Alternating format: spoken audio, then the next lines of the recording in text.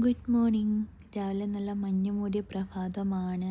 പക്ഷേ ഈ ദിവസം തുടങ്ങുമ്പോൾ ഒരിക്കലും വിചാരിച്ചിട്ടുണ്ടായില്ല ഇന്നൊരു കഷ്ടപ്പാടുള്ള ദിവസമായിരിക്കും എന്ന്. അപ്പോൾ രാവിലെ മീൻ വന്നു. ഉമ്മ പോയിട്ട് മീനൊക്കെ വാങ്ങിയിട്ട് വന്നു. ഉച്ചയ്ക്ക് ലഞ്ചൊക്കെ ഉണ്ടാക്കാമെന്ന് വിചാരിച്ചിട്ട്.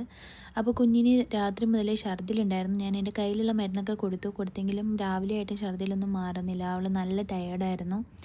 അങ്ങനെ പിന്നെ എന്നാൽ ഹോസ്പിറ്റലിൽ കൊണ്ടുപോകാമെന്ന് വിചാരിച്ചു. അങ്ങനെ ഒരു ചായയൊക്കെ കുടിച്ചിട്ട് ഹോസ്പിറ്റലിൽ പോകാൻ വേണ്ടിയിട്ട് ഓട്ടോ വിളിച്ചിട്ടുണ്ടായിരുന്നു. അങ്ങനെ ചായയൊക്കെ കുടിച്ച് റെഡിയായിട്ട് നിന്നു. അങ്ങനെ വണ്ടി വന്ന് ഹോസ്പിറ്റലിലെത്തി.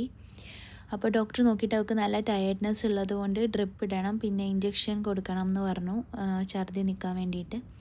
അങ്ങനെ കുറച്ച് ഞങ്ങൾ ഓട്ടോ പറഞ്ഞു വിട്ടിട്ട് ഹോസ്പിറ്റലിൽ തന്നെ വെയിറ്റ് ചെയ്തു, ഡ്രിപ്പൊക്കെ തീരാൻ വേണ്ടിയിട്ട്. കുഞ്ഞ് ഭയങ്കരമായിട്ട് ടയേർഡായിരുന്നു. അപ്പോൾ ഡ്രിപ്പൊക്കെ കയറി കഴിഞ്ഞപ്പോഴത്തേക്ക് ആൾ നല്ല ആക്റ്റീവായി, ഓടാനും ചാടാനും ഒക്കെ തുടങ്ങി.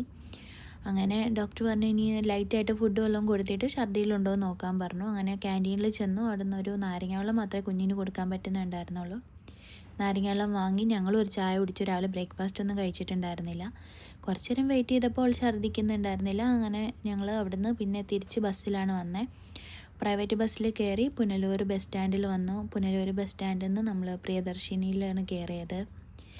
അങ്ങനെ പ്രിയദർശിനിയിൽ കയറി. ഫസ്റ്റ് ടൈമാണ് പ്രിയദർശിനി തുടങ്ങിയിട്ട് കയറുന്നത്. ടിക്കറ്റ് എടുക്കാണ്ട് ഇങ്ങനെ പോയപ്പോൾ എന്തോ ഒരു രസമുണ്ടായിരുന്നു.